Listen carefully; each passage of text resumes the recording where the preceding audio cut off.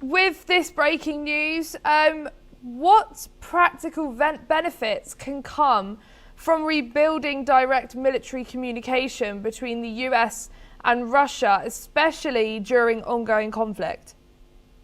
Well, could prevent misunderstandings that could lead to the outbreak of World War III. So communications, even between enemy countries, is probably a good thing. The risk is that this will be seen by Russia as another step by the United States to project subtly or maybe not so subtly that they don't mind Russia so much. And that Russia is meant to be invited back into the fold and maybe back into the G7.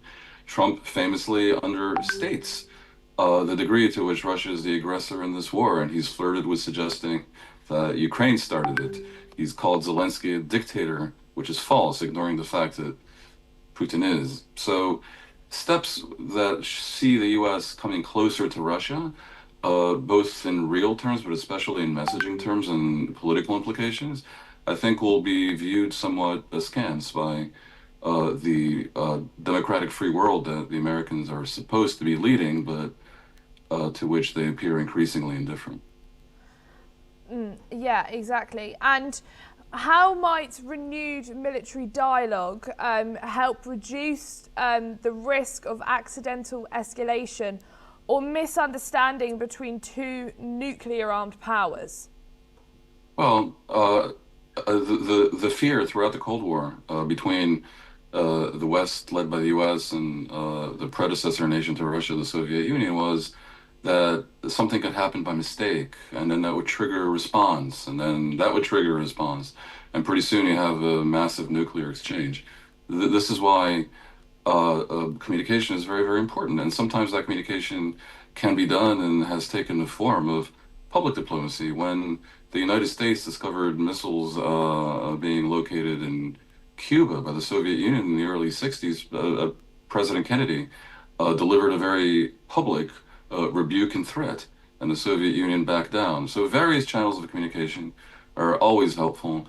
The overall picture here is that the world has an interest in projecting to Russia that the war in Ukraine must end. And I am wondering, and I do not know, whether this communication includes uh, direct discussion on winding down the war. And that, of course, is a larger political issue and attaches to ongoing talks between Ukraine and Russia in in the Gulf and elsewhere. And could re-establishing a military channel between between Washington and Moscow, reshape global stability beyond the Ukraine conflict?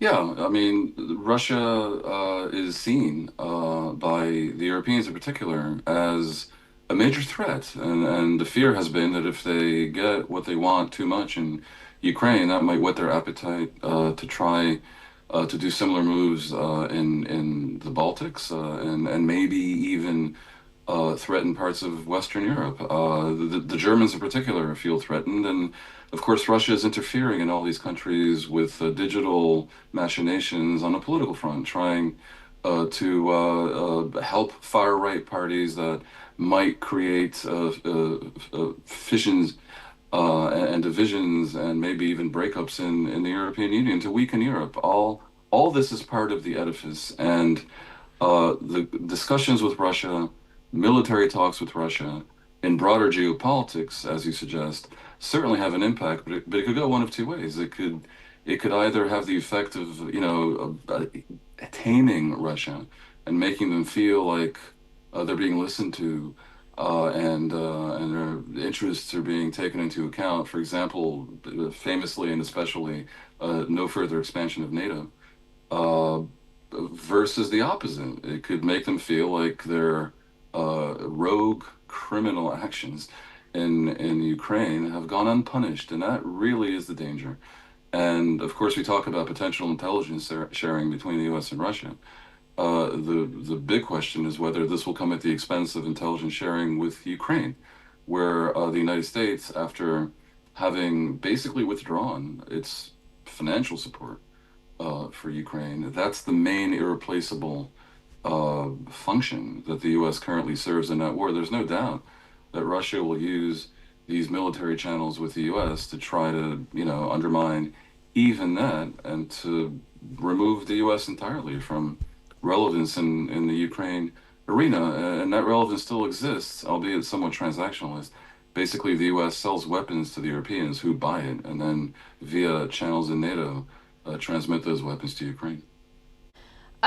So as this breakthrough has come through about their talks, the Ukrainian delegation described the talks as really constructive. What concrete signs of progress should we look for in these negotiations? Obviously, we've heard that they're exchanging prisoners, but what more will we see, do you think?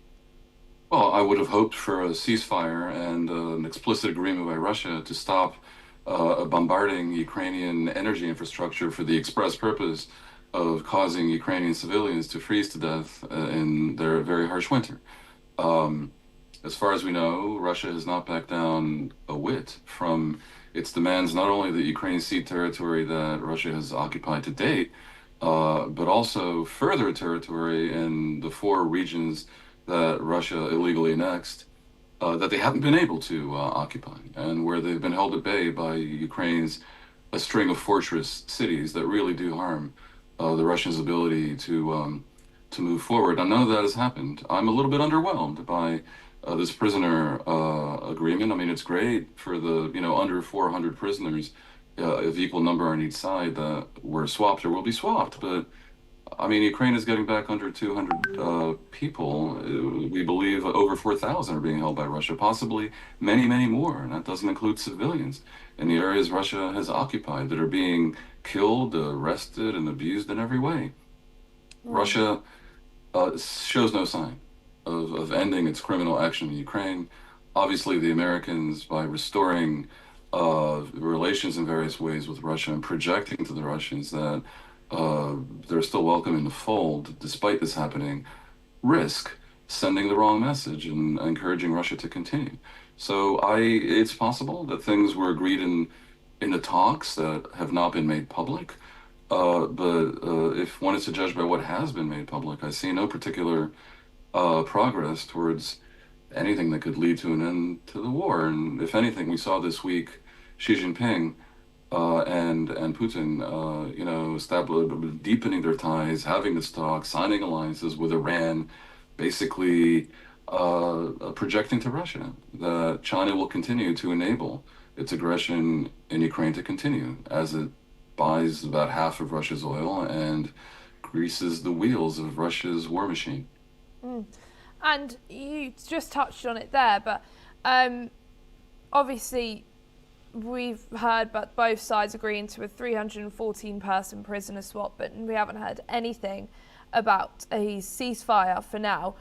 Given that conflict is still happening in the both countries, as talks proceed with Russia attacking Ukraine still, how should negotiators balance immediate tactile gains like prisoner swapping with the long-term strategic goals of ending the war and securing Ukraine's territorial integrity?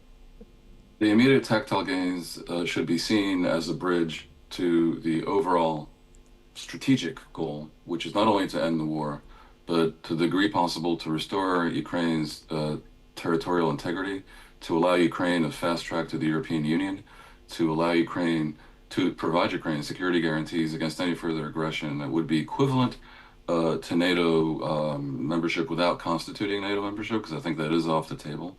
And in general, to act in a manner that doesn't reward Russia such that it might encourage belligerence elsewhere, for example, by China and Taiwan, where just this month, just this week, we hear further bellicose comments from Xi Jinping.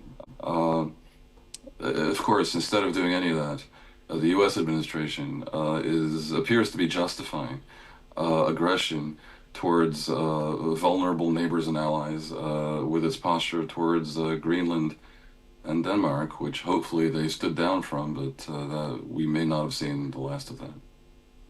Thank you, Dan.